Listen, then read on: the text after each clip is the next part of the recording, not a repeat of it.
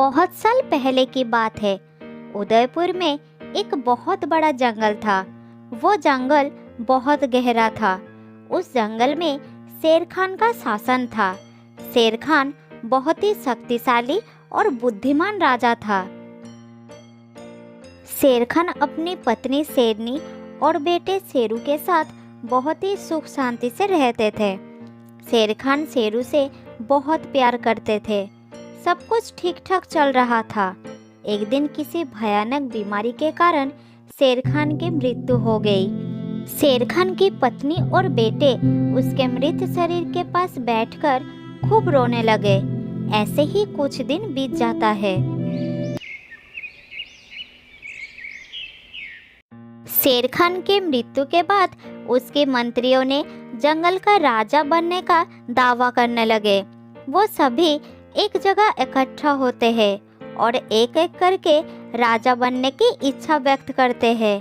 पहले हाथी ने बोला, इस जंगल को मुझसे अच्छा राजा नहीं मिल सकता। मैं बहुत शक्तिशाली हूँ। राजा बनने के लिए मुझसे अधिक योग्य कोई नहीं हो सकता। एकमात्र मैं ही हूँ जो जंगल के जानवरों और जंगल को रक्षा कर सकता हूँ। अगला राजा मुझे बनना चाहिए। मैं भी राजा बनने के योग्य हूँ। मैं भी बहुत शक्तिशाली हूँ। राजा तो मुझे ही बनना चाहिए क्योंकि मुझ में राजा बनने की सभी गुण है। मैं तो सबसे ज्यादा बुद्धिमान हूँ, इसलिए मैं अपनी बुद्धि से जंगल का रक्षा करूँगा। शेरनी अपने बेटे शेरू को जंगल का राजा बनाना चाहती थी, लेकिन शेरू अब राजा बनने के लिए बहुत छोटा है। इसीलिए शेरनी ने सोचा, मैं बाघीरा को जंगल का राजा बना देती हूँ। बाघीरा बहुत शरीफ और सज्जन है। वो आसानी से मेरे काबू में आ जाएगा और कुछ सालों बाद जब मेरा बेटा राजा बनने का लायक हो जाएगा तो मैं बाघीरा को हटाकर अपने बेटे को राजा बना दूंगी। हाँ, यही ठीक रहेगा। ये सोचकर उसने सभास्थल पर जाकर घोषणा कर दी।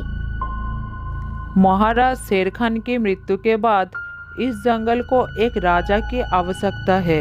इसलिए मैं बाघीरा को राजा घोषित करती हूँ। किसी को कोई आपत्ति हो तो बताए।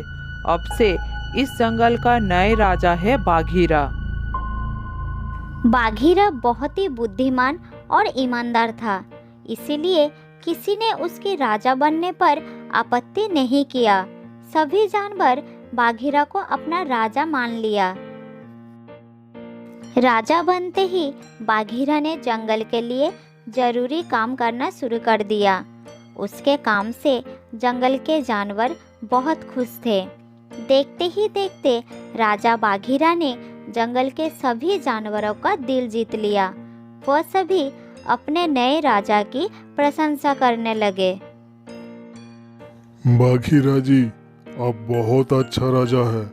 आपके शासन में हम सब बहुत खुश हैं। हम भाग्यशाली हैं कि हमें आप जैसा राजा मिला है। ये तुमने ठीक ही कहा। बाघीरा जी से अच्छा राजा हमें कभी नहीं मिल सकते। आप इस जंगल के जानवरों की अच्छी तरह से देखभाल करते हैं। जानवरों के प्यार देखकर बाघीरा बहुत खुश हुआ। ये देखकर शेरनी को बहुत जलन होने लगी, क्योंकि वो अपने बेटे को राजा बनाना चाहती थी। एक दिन कुछ जानवर महाराज बाघीरा के पास आए। महाराज, जंगल में सिर्फ एक ही नदी है और हम जानवरों को पानी पीने के लिए बहुत दूर तक चलकर नदी तक जाना पड़ता है। कृपया आप कुछ कीजिए। इतने दूर तक चलकर जाने के कारण हमें बहुत दिक्कत होता है महाराज। हाथी ने ठीक ही कहा महाराज। पानी पीने के बाद जब हम इतनी दूर चलकर आते हैं तो हमें फिर से प्यास लग जाती है महाराज। आप सब बिल्कुल चिंता मत करिए, मैं बहुत जल्द कुछ करूँगा। आप सब अपना घर जाइए, मैं देखता हूँ।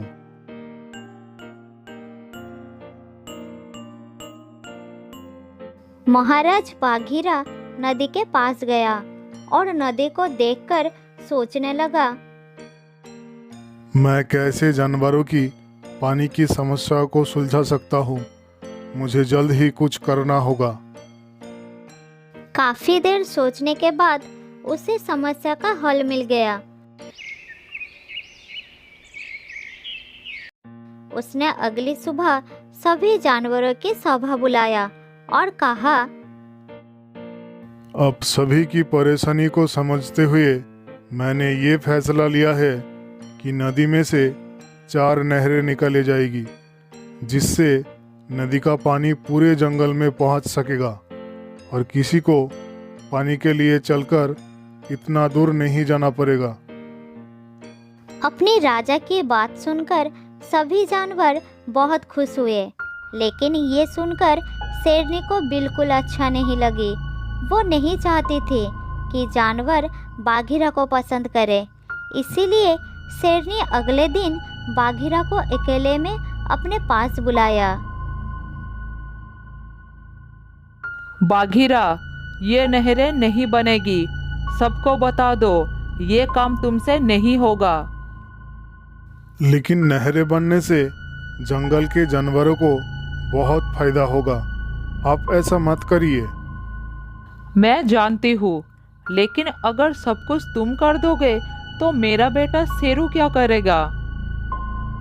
लेकिन मैंने जंगल के जानवरों से वादा किया है कि मैं उनके लिए नहरें बनवाऊंगा। बाघीरा, ये मत भूलो कि मैंने तुम्हें इस जंगल का राजा बनाया है और मैं चाहूँ तो तुम्हें राजा के पद से हटा भी सकती हूँ। इसीलिए जब तक मेरा बेटा राजा बनने के लायक नहीं होता, तब तक मैं जैसा कहूँगी तुम्हें वैसा ही करना होगा। शेरनी के आगे बाघीरा कुछ नहीं बोल सका और वो दुखी होकर वहां से चला गया।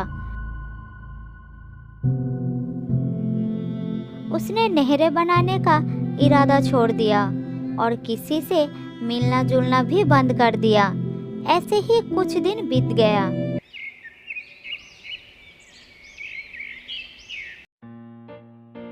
एक दिन बाघीरा अकेले जंगल में घूम रहा था। तभी उसने झाड़ियों के पीछे से कुछ जानवरों को बात करते हुए सुना। मैं तो अब दिन में सिर्फ एक ही बार नदी में पानी पीने जाता हूँ और बाकी दिन मुझे बिना पानी के ही रहना पड़ता है। मुझे तो लगा था बाघीरा के राजा बनने के बाद हमारे अच्छे दिन आ जाएंगे और हमें पानी पीने के लिए इतनी दूर नहीं जाना पड़ेगा। तुम ठीक कह रही हो हाथी भाई, लेकिन बाघीरा को हमारे दुख से क्या मतलब? वो तो अब राजा बन गया है। ये सुनकर राजा बाघीरा को बहुत दुख हुआ। तब उसने अपने आप से कहा, मेरे राज्य की प्रजा कितनी दुखी है। अगर मैं इनके लिए कुछ नहीं कर सकता तो मेरा राजा बने रहना बेकार है। अब मुझे कुछ करना ही होगा। इसके लिए मुझे राजा का पद ही क्यों ना छोड़ना पड़े। ये सोचकर उसने अगले दिन हाथी और भैंस को अपने पास बुलाया। खबर पाते ही हाथी और भैंस राजा बाघीरा के पास चले गए। हाथी भाई, मुझे तुम्हारी बुद्धिमत्ता पर कोई संदेह नहीं है। तुम अपनी बुद्धि से जल्द नदी में से 4 नहरें निकालने का योजना बनाओ। योजना बनते ही तुम दोनों कुछ पशुओं के साथ नदी में नहरें निकालने का काम शुरू कर देना। अब जंगल के जानवरों को पानी के लिए तरफना नहीं पड़ेगा। जैसे ही ये बात शेरनी को पता चली, वो गुस्से में बाघीरा के पास गई। बाघीरा, मैंने तुम्हें कहा था ना, ये नहरें नहीं बनेगी, फिर तुमने नहरें बनाने का आदेश क्यों दिया? एक राजा होने के नाते मेरा पहला कर्तव्य बनता है कि मैं जंगल के जानवरों के लिए काम करूं, और अगर मैं राजा के पद पर रहकर काम नहीं कर सकता तो मुझे राजा बने रहने का कोई हक नहीं है। अब चाहे तो मुझे राजा के पद से हटा सकती हो, लेकिन मैं नहरों का काम नहीं रोकूंगा। शेरनी जानती थी कि उसका बेटा शेरू अभी राजा बनने के लिए तैयार नहीं है, और अगर उसने बाघीरा को राजा के पद से हटाया तो दूसरा कोई और राजा बन जाएगा और वो अपने बेटे को कभी राजा नहीं बना पाएगी। इसीलिए उसने बाघीरा से कही, ठीक है, मैं तुम्हें तुम्हारे पद से नहीं हटाऊंगी। तुम नहरों का काम कर सकते हो। बहुत जल्द नदी से नहरें निकालने का काम पूरा हो गया और जंगल के सभी जानवरों की पानी की परेशानी खत्म हो गई। इस तरह बाघीरा ने हिम्मत दिखाकर एक धूर्त सैनिक को हराया और जंगल के जानवरों की पानी की समस्या को भी हल किया। बहुत साल पहले की बात है। जयपुर के जंगल में एक बंदर और एक हाथी रहते थे। दोनों एक दूसरे के बहुत अच्छे दोस्त थे। वो एक साथ खेलते थे, एक साथ खाते थे और एक साथ रहते भी थे। वो दूर दूर तक एक साथ जाते थे। हाथी जैसा दोस्त होने के कारण बंदर को किसी भी बात की चिंता नहीं थी। वो बड़े मज़े से हाथी के पीठ पर चढ़कर सारे जंगल में चक्कर लगाते थे।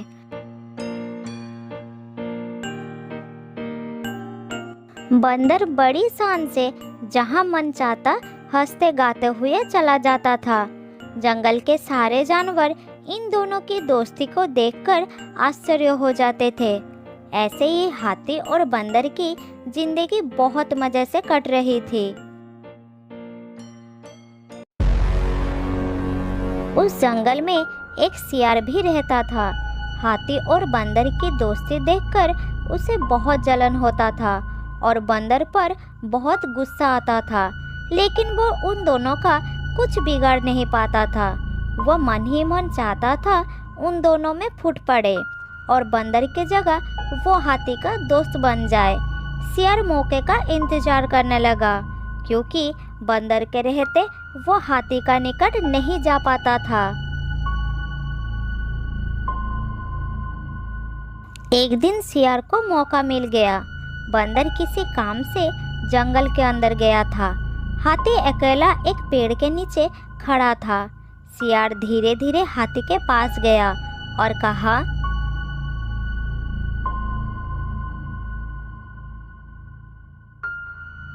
हाथी राजा, आप तो विशाल शरीर वाले हैं, बुद्धिमान है, शक्तिशाली भी है, फिर भी एक छोटा सा बंदर को दोस्त बना लिया। कहाँ आप और कहाँ वो तुच्छ बंदर। उसके साथ आपकी कोई बराबरी नहीं है। क्या आप जानते हैं कि जंगल के सारे जानवर इस बात से आपका मजाक उड़ाते हैं? जरा सोचिए हाथी राजा। ये तुम क्या कह रहे हो सियार भाई? बंदर मेरा बहुत अच्छा दोस्त है। वो हमेशा मेरा साथ देता है।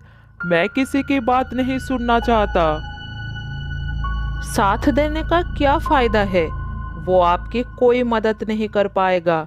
आपके ऊपर संकट आने पर भाग जाएगा। वो किसी काम का नहीं है। वो उसका साथ छोड़ देना ही आपके लिए अच्छा रहेगा। मुझे अपना साथी बना लो। मैं बहुत चालाक चतुर हूँ। किसी भी परिस्थिति में आपका काम आऊँगा। इस तरह सियार अपनी मीठी मीठी बातों से हाथी का मन जीतने का कोशिश करने लगा। पहले तो हाथी सियार की बातों पर कोई ध्यान नहीं दिया, लेकिन उसकी बहुत समझाने के बाद हाथी का मन बदल गया। हाथी के मन बंदर के प्रति घृणा से भर गया था। उसने सियार की दोस्ती स्वीकार कर लिया था। थोड़ी देर बाद सियार वहां से चला गया।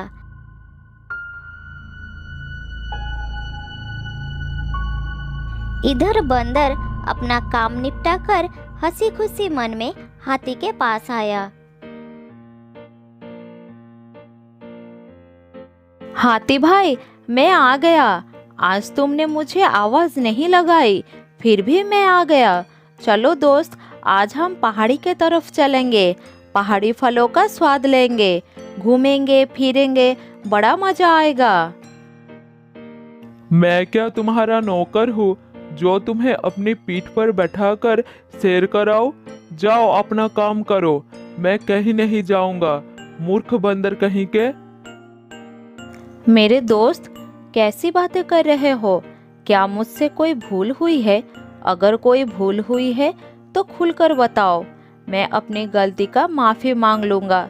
लेकिन मेरे साथ ऐसा व्यवहार मत करो, मैं तुम्हारा दोस्त हूँ। गलती तुमसे नहीं, मुझसे हुई है। मैंने तुमसे दोस्ती कर ली है, यही मेरी गलती है। मुझे तुमसे दोस्ती नहीं करनी चाहिए थी। अब चलो यहाँ से, अपना काम करो और मुझे भी काम करने दो। हाथी के बात सुनकर बंदर को बड़ा दुख हुआ। शर्म से वो अपनी सर झुका लिया।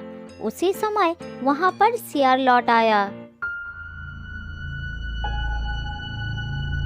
चलो दोस्त, आज हम पहाड़ी के तरफ चलेंगे, बहुत मजा करेंगे। उधर बहुत सारा खाना है, हम घूमेंगे फिरेंगे और खाएंगे। हाँ हाँ दोस्त, चलो। मैंने भी सुना है उधर बहुत सारा खाना है।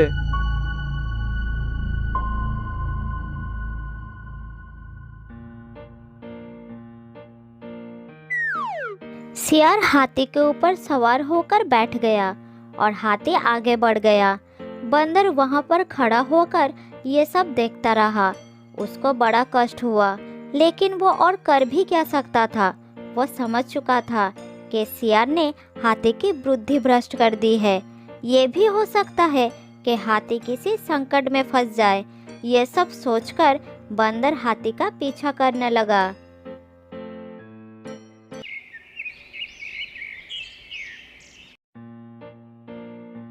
ऐसे ही कुछ दिन चलता रहा।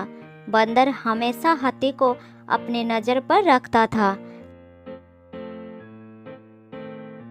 एक दिन हाथी सियार को अपनी पीठ पर बिठाकर जंगल के तरफ जा रहा था। हाथी रोज उसी रास्ते से जंगल में जाता था। इसीलिए कुछ शिकारियों ने हाथी को फंसाने के लिए उस रास्ते पर गड्ढा खोद कर रखा था और उस गड्ढे को पत्तों से ढक दिया था। चालाक सियार ने ऊपर से गड्ढे को देखकर समझ गया और नीचे उतर गया, लेकिन हाथी गड्ढे में गिर गया क्योंकि वो गड्ढे को ठीक से समझ नहीं पाया था।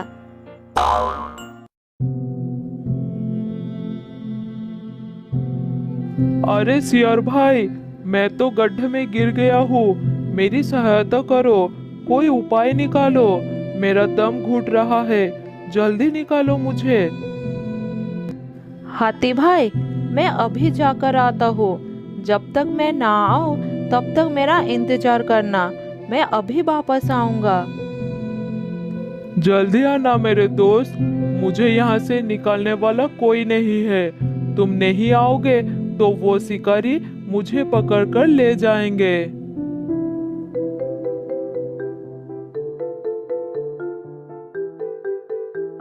इतना कहकर सियार वहां से चला गया और झाड़ियों के पीछे चुपचाप बैठा रहा। इधर बंदर दोनों के पीछे ही आ रहा था। ये देखकर उसने दौड़कर हाथी के पास आया। अपने दोस्त की ऐसी हालत देखकर उसे बड़ा दुख हुआ। हाथी भाई, चिंता मत करो, मैं आ गया हूँ। इस संकट से निकलने का उपाय मैं करूँगा। मैं अभी गया और अभी आया। ये कहकर बंदर दौड़ते हुए जंगल के अंदर चला गया। दौड़ते दौड़ते उसने हाथियों के पास गया और सारी बात बताकर अपने दोस्त के जान बचाने के लिए कहा। बंदर की बात सुनकर सभी हाथी उस स्थान पर पहुंच गए जहां हाथी फंसा था।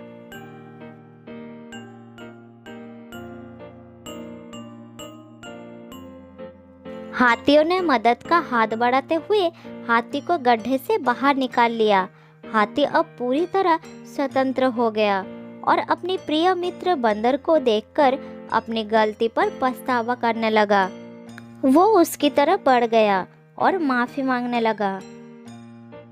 बंदर, मेरे प्यारे दोस्त, तुम मेरे सच्चे दोस्त हो। आज तुमने सही समय पर मेरी रक्षा की है। मेरी ही बुद्धि भ्रष्ट हो गई थी कि मैंने ही सियार की बातों में आकर तुम्हें दूर कर दिया था। तुमने संकट में मेरी बहुत मदद की।